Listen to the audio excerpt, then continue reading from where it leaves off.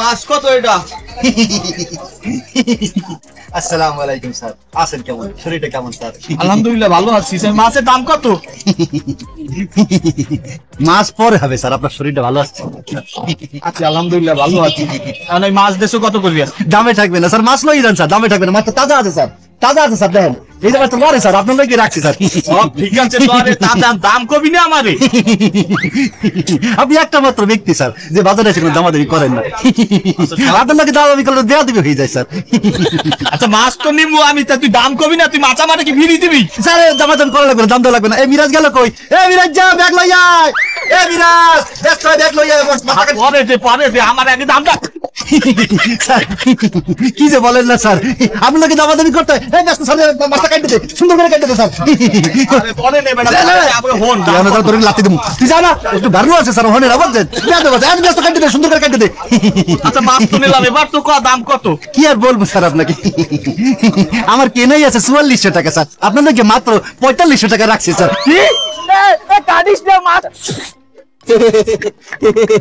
আলহামদুলিল্লাহ স্যার, 2 ভাগ হয়ে গেছে।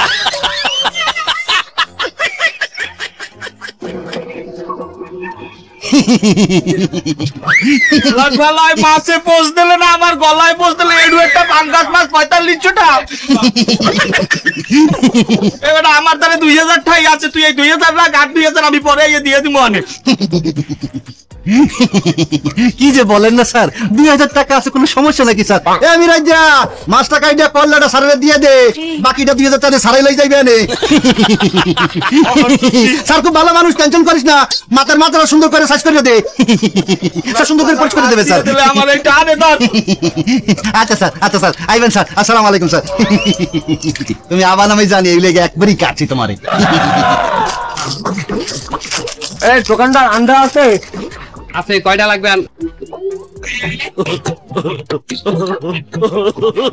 আসসালামু আলাইকুম ওয়া রাহমাতুল্লাহ। ওয়ালাইকুম আসসালাম। কেমন আছেন কাকু? একটু তো ভালোই আসসালাম। এখন আল্লাহ পাকে কেমন হয় কেমন তার কম। এই তোমার দ্বারে আন্ডা আছে? কথাটি লাগবে ওই কইতে না, আমি বললে দি একালি ধুগিয়ালি একালি লাগবে।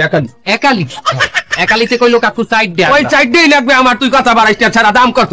একালি দেন 70 টাকা দেন। কি বলে 70 টাকা? এবার আর মানে তুই 50 টাকা করিয়া আলি বেচে, তুই 70 টাকা করিয়া বেচো, কোন কি হবে? কিডা বেচে 50 টাকা? ওই বেচে অনেকে বেচে, আমি কি তোর দ্বারা কই ভরতে লাগবে? এইনে যাইতেন, এখানে আসছেন কেন? সেখানে যান। বেচে অনেক জায়গায় 50 টাকা বেচে, আমি জামু এইসব জায়গায় জামু। নাটক করলেন না মুরব্বী। 50 টাকায় আন্ডা যদি আপনি নিজেও পারেন, হ্যাঁ কেন পারবেন না? হ্যাঁ আন্ডা এবারে হ্যাঁ কে? আমি যদি নিজেই পারি এটা আমি 50 টাকায় পারবো না কে? আপনি যদি পারেন, হাতে সেলাইয়ের খরচ আছে না? লাই মাইনি এরপর একটা আন্ডা পারবেন, হ্যাঁ নাকি ভালো থাকবে জায়গাটা। এবার মুরগিতে পারতালে আমি পারতাম না কিসের দিনে? ওটা সুপারি না, ওটা আন্ডা। এরপর তোর কিনে কথা তো, তুই হামুন আন্ডা, তুই ই দে। চিনি আছে? চিনি কত করি? 140। কি বলে 140? চিনির দাম বাড়লে কেমনি? ডলারের দাম বাড়ছে না? এছাড়া ডলারের লগে চিনির সম্পর্কটা কোথায় আমারে বুঝা? ওই যে আপনার তরকারি দোকানে গেছিলাম না, আলুর লগে যে ডলারের যে সম্পর্কটা, সেইটাই আমার চিনির লগে ওই ডলারের সম্পর্ক। তোর চিনি আয় কমিটবে।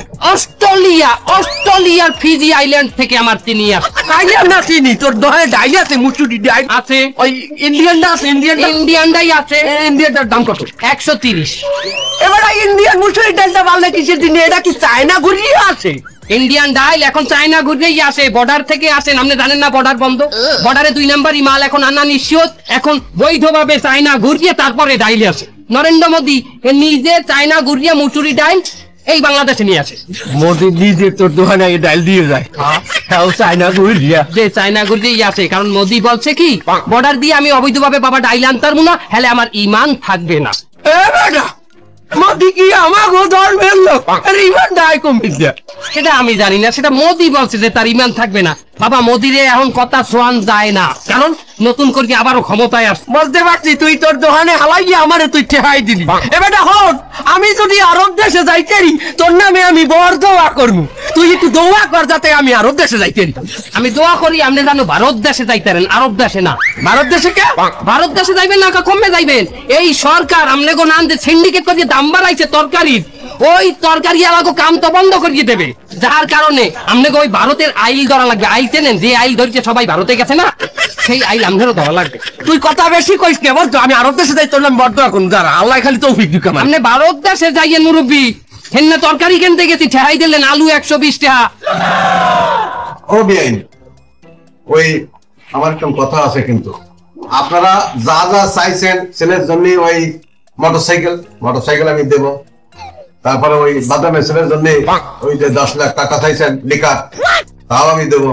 কিন্তু ওই যে আপনারা যখন আসবেন বিয়ে করতে, বরযাত্রী আসবেন যখন, ওই বিয়ের দিন যেটা আমি সব খাওয়া দেবো, কিন্তু আমি ওই সালাদ দিতে পারবো না। এবে আইয়ে সালাদ যদি না দেন, আমার আত্মীয় স্বজন যাইয়া বিরিয়ানির লগে খাইবে কি? আমনের রম্বা খাইবে? এই রম্বাও তো আমনের মাথায় নাই, মাথা তো উজলা। কেমনে আপনি সালাদ দেবেন না কিসের জন্য?